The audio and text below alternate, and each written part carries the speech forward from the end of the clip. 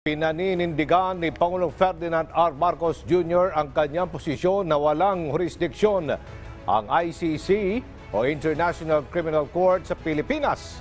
Pero bukas sa Pangulo na pag-aralan kung dapat bumalik bilang miyembro ng ICC ang bansa. Yan ang ulat ni Kenneth Paciente. Kasunod ng paghahain ng ilang kongresista ng resolusyon na nanghihikayat sa pamahalaan na makipagtulungan sa International Criminal Court o ICC para imbestigahan ang war on drugs ng nakaraang administrasyon, iginiit ni Pangulong Ferdinand R. Marcos Jr. na simple lang naman ang issue.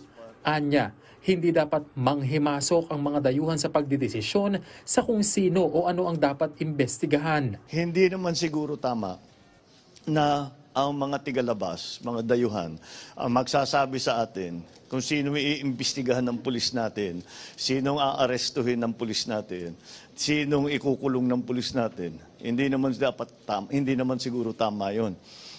Dapat Pilipino lang ang gumagawa niyan. May pulis naman tayo, may NBI naman tayo, may DOJ tayo.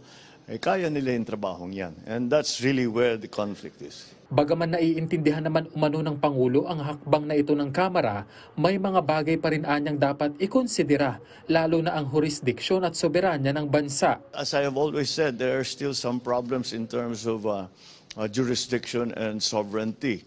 Now, if we can solve those problems, then that would be something else. But medyo fundamental yung mga question na ganun eh. Because if you're talking about the sovereign jurisdiction of the ICC, especially since we have withdrawn from the Rome Statutes a few years back, that brings into question whether or not this is actually possible. Pero bukas na nga ba ang kasalukuyang administrasyon na maging miyembro muli ng ICC? Giit ng punong ehekutibo, there is also a question, should we return under the fold of the ICC? So that's again under study. So we'll just keep looking at it and see what our options are. 2019 nang kumalas ang Pilipinas sa pagiging miyembro ng ICC. Isang taon matapos simulan ng tribunal ang investigasyon nito sa war on drugs campaign ng Duterte administration. Kenneth Paciente para sa Bayan.